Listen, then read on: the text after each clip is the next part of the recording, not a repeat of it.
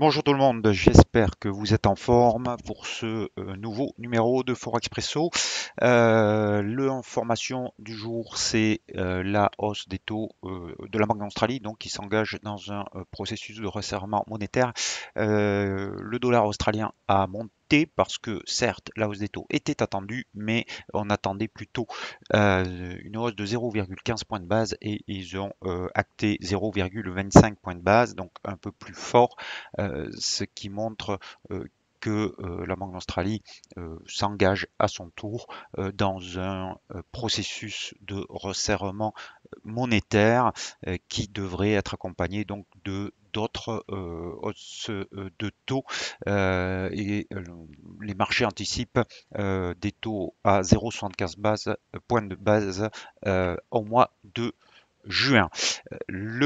L'autre fait du jour, l'autre chiffre marquant, c'était le taux de chômage en Allemagne, qui est sorti en ligne avec les attentes, donc pas grand-chose de nouveau. On va voir tout ça en graphique. Avant ça, l'avertissement sur les risques.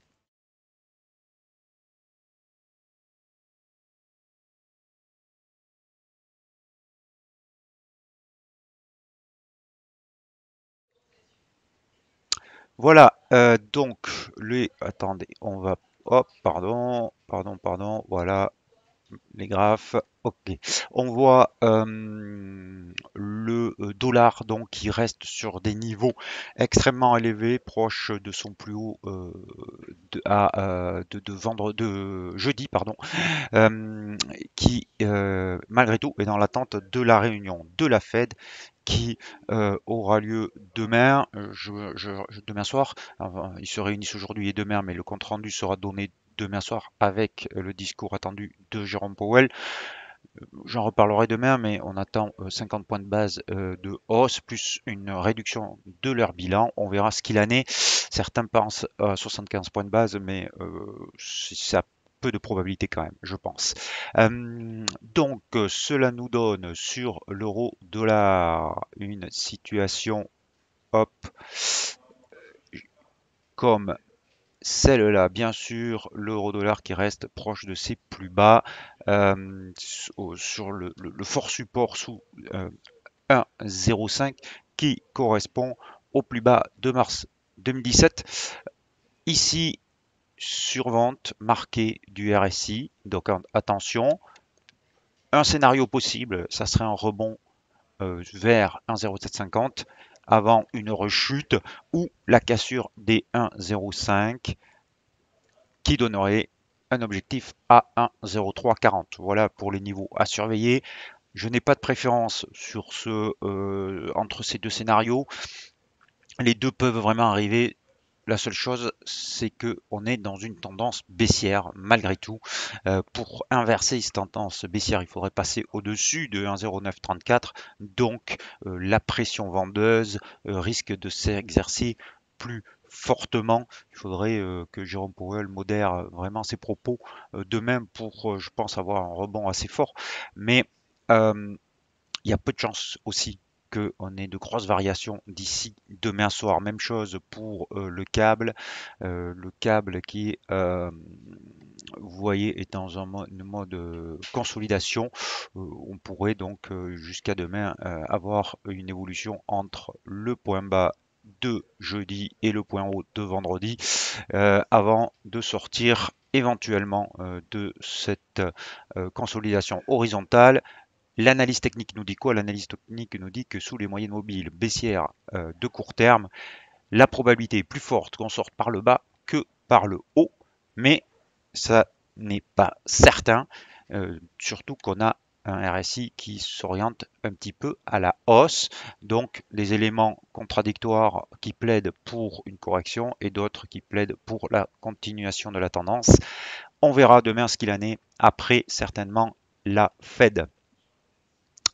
Alors la devise, alors le dollar australien, puisqu'on en a parlé, lui est revenu sur une zone de support. On a un beau rebond aujourd'hui, mais vous voyez qu'il est en train déjà de s'étioler un petit peu, de se fragiliser. Donc on verra ce soir quelle est la configuration de ce chandelier avant de se positionner parce qu'on n'a pas vraiment touché encore le bas du support, et même si la réaction était immédiate et positive sur l'OSI, on a maintenant déjà des prises de bénéfices et une mèche haute longue qui apparaît, ce qui est jamais très bon signe. Le kiwi, lui, est extrêmement faible. Vous allez voir ça. Il est dans une tendance baissière extrêmement marquée. 1, 2, 3, 4, 5, 7, 8, 9, on est à 11 séances de baisse. Alors, 11 séances de baisse plus un RSI aussi survendu, je vous déconseille fortement de vendre, même si acheter, c'est acheter un couteau qui tombe. Et donc, c'est essayer de récupérer un couteau qui tombe, mais donc pas trop de il faut vraiment aimer le risque. En tout cas, le stop se place sous 0,6380. Si vous considérez que c'est effectivement suracheté, mais vous voyez que ce matin, on a essayé d'avoir une réaction à la hausse, en rebond, et on a déjà non seulement une mèche longue haute, mais aussi un petit corps rouge baissier. Donc, là encore, il va falloir attendre demain certainement pour avoir un peu plus d'informations.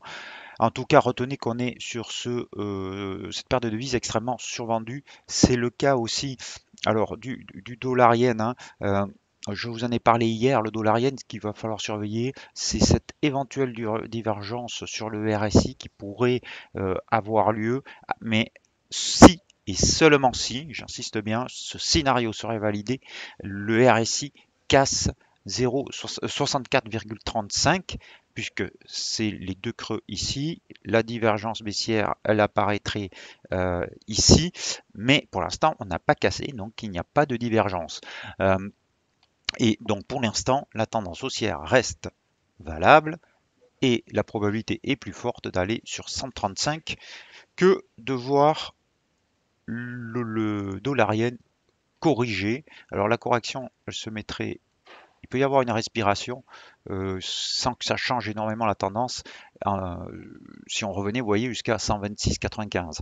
Alors attention, ça fait quand même 300 pips, hein, c'est pas neutre, c'est une belle respiration, mais une véritable correction, je considère qu'elle interviendrait si on cassait les 126,95, et dans ce cas-là, on pourrait revenir sur ce niveau, par exemple à 122, je vous en avais déjà parlé, 121,30, je vous en ai déjà parlé. Là, on aurait une véritable correction. Donc, tendance toujours haussière sur le dollar yen malgré l'état de surachat. On va passer vite fait sur l'euro yen, le sterling yen et la UD yen parce qu'il ne se passe pas grand chose. Vous voyez la UD yen qui avait corrigé ici mais qui depuis se stabilise. On est entre les deux moyennes mobiles de court terme, donc pas vraiment de tendance. L'euro yen, on a réintégré aussi les deux moyennes mobiles, donc pas beaucoup de tendance. Et le sterling yen, on est exactement dans la même situation. Donc on est vraiment dans une phase de consolidation sur le yen en attendant le nouveau catalyseur qui pourrait être la fête demain. On va finir par le franc suisse parce que l'euro suisse, hop, ici est dans une mode aussi stabilité. On est coincé juste au-dessus des moyennes mobiles de court terme mais qui sont complètement plates, donc qui donnent aucune indication. Et vous voyez que depuis maintenant 15 jours, on a cette bande de flux activation en range entre 1,04 et 1,0088. On a même un creux qui est en train de se dessiner ici, donc qui sera le prochain niveau à surveiller à 1,0187. Mais en attendant, pas grand chose à faire sur cette paire de devises, ce qui est complètement démontré par le RSI qui est quasiment à 50 et plat. Par contre, sur le dollar suisse, on a une vraie tendance haussière, mais là encore, l'objectif est à 0,99. Ceci étant, regardez ce RSI extrêmement suracheté, ces écarts de cours avec les moyennes mobiles extrêmement fortes, donc difficile là encore de se positionner. Voilà Ce que je pouvais vous dire aujourd'hui sur le Forex, ont plutôt en mode attente, des tendances bien affirmées, mais qui sont sur des niveaux assez tendus, et avec un événement très important demain soir qui risque de faire bouger le Forex. Donc prudence jusqu'à demain. Si vous êtes en tendance, si vous êtes en position et que vous avez joué les tendances, resserrez vos stop loss. Je vous souhaite un bon après-midi. Je vous dis à demain. N'oubliez pas vos stop loss. Ciao, ciao.